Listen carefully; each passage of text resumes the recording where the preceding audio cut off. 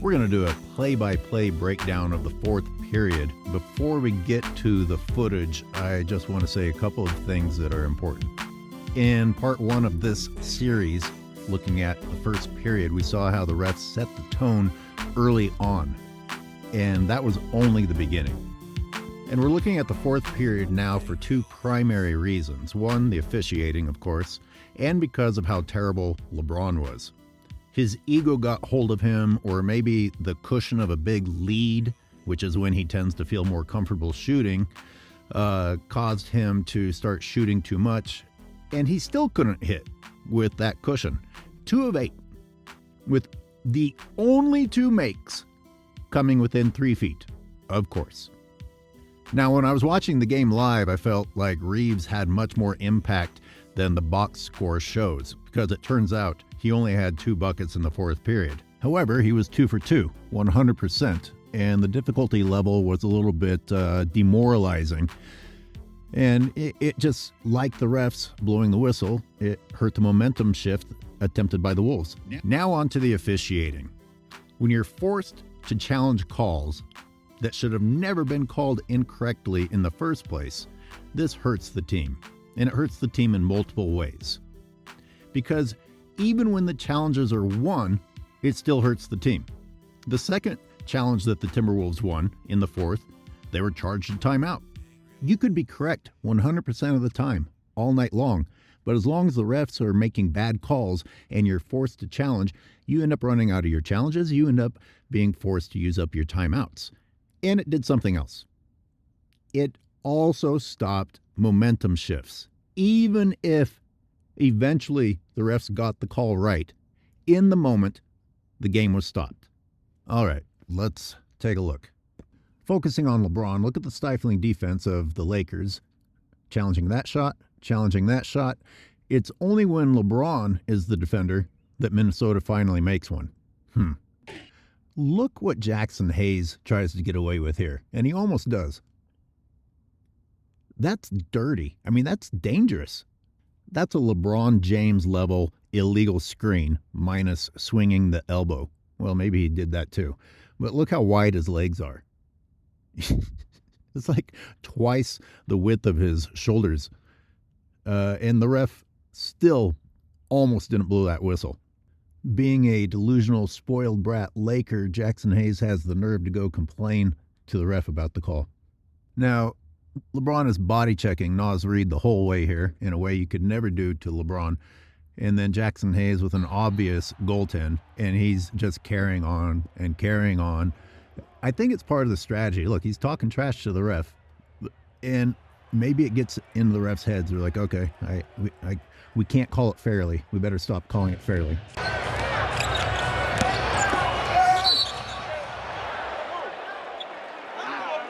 I let that play through once so you could see it before we dissect it. More disgusting antics from LeBron James. There's a shove-off by LeBron James uncalled. You know, all the contact is initiated by LeBron James. Nobody expects the refs to ever call an offensive foul on LeBron James, but when he's doing this and then you call the defense for a foul, it's pretty frustrating. And I'm sure fanboys are screaming, oh, there's a foul there, just because there are players anywhere near him. This is actually Naz Reid not touching LeBron James and LeBron James getting 2-hand ripped on that layup attempt. This is a bailout. This is a bailout. Yeah, that's a strip.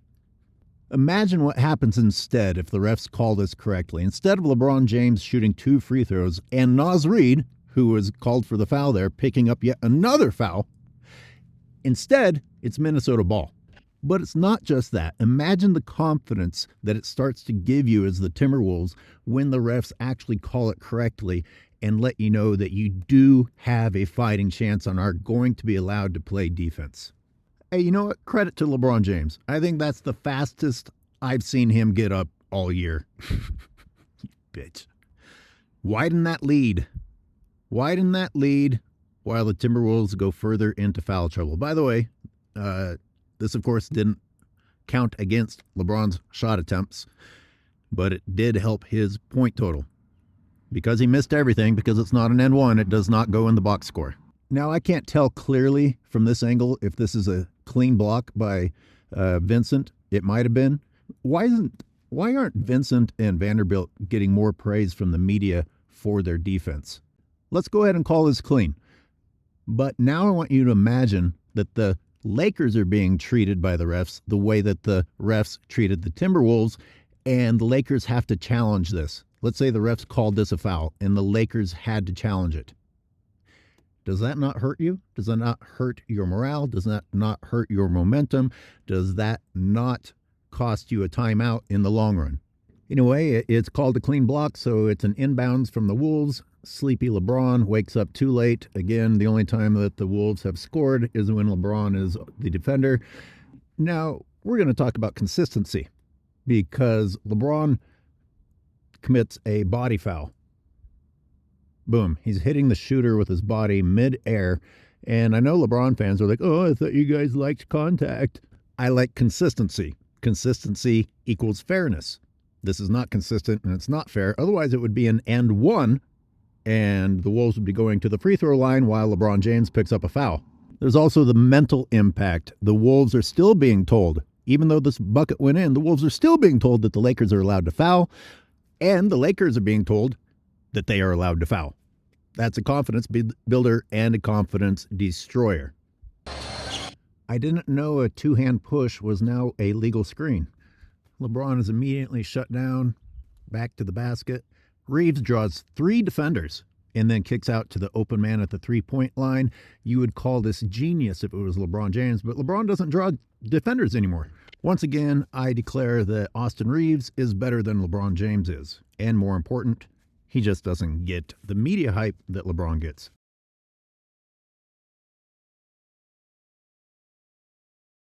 And then Naz Reid, this is about as weak of a take as I've seen. Just kick it out to the open man at the three-point line. Out on you? Come on. It's 6'9", Naz Reid against 6'8", Vanderbilt, but with Vanderbilt's freakishly long arms, that's pretty much even. Vanderbilt's talking trash to Reid. Reid looks soft, talking back. Was that even called correctly? I can't tell from this angle. But Vanderbilt, again, being an X factor and not getting that much praise, not only stopped the 2 points, but managed to get it to go out on the Timberwolves. Just when I wanted to praise Naz Reid, could have been a fast break, could have been a momentum changer, could have been a dunk. The refs blow a whistle. LeBron James was manhandling, wrestling this whole time, and then he decides to fall over. That's what J.J. Redick said in the timeout. Remember to fall down. The refs can't resist it when you fall down. I mean, the Timberwolves don't even argue. Forgot they call a delay of game and give a technical free throw to the Lakers. Oh my God. Again, we're talking about consistency here. The Lakers get a private huddle with the refs every time they don't like something. I don't even know what the Timberwolves did, but they got a tech. And let's not forget, after Luka makes the free throw, it's still Lakers ball. All of that instead of a fast break dunk by Reid.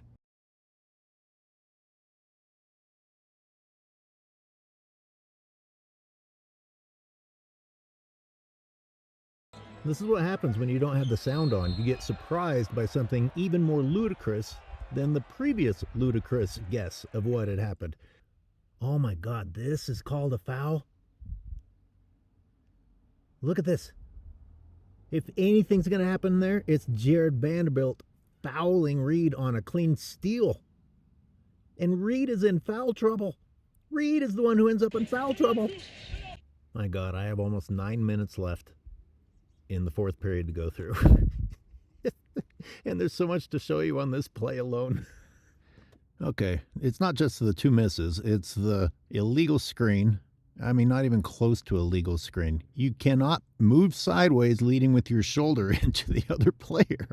This is the 10th illegal screen of the series by LeBron, uncalled. It's not just illegal, it's dirty. And if you don't know the rule book, just imagine being on a pickup court and somebody setting a sideways shoulder screen into you. Right? Okay, now suddenly you're on the same page. So after he commits that foul, he gets away with another foul. shoulder ramming and following through with an elbow on the 6'5", 200-pound Alexander Walker. Now, I know fanboys would scream flop, and even if it was a flop, if that was a Laker, then the refs would have blown a whistle. LeBron does have 4 inches and 50 pounds and gets to lead with his shoulder, making it kind of believable. And somehow he airballs that? And then he misses this one too? I guarantee you Kendrick Perkins didn't talk about these 2 misses. An airball. That's almost within your range. He needed to step a little bit closer. But look at the rebound. Look at the Timberwolves. You can see that they have learned, don't go near LeBron. They won't even go for the loose ball for fear of being called for a foul. This is the mental impact that the referees can have on the game. Actually, there's even more to see. LeBron, who does not have position, gets to push the defender out of the way to get that rebound. 3 things uncalled on that play. Watch Luka start this drive. Carry, hold, whenever you're ready to go. I don't know how anyone defends these days. And then he flails here.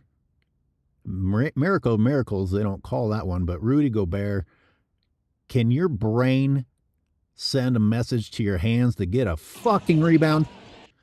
Now we have Vanderbilt with a dime. Gobert with the late contest, but they miss. LeBron was just sleeping in the corner again, waiting for people to forget he's there. Nevertheless, he was too late. But how many attempts did the Lakers get on that possession? I'm sure in fanboy minds that dunk counted anyway.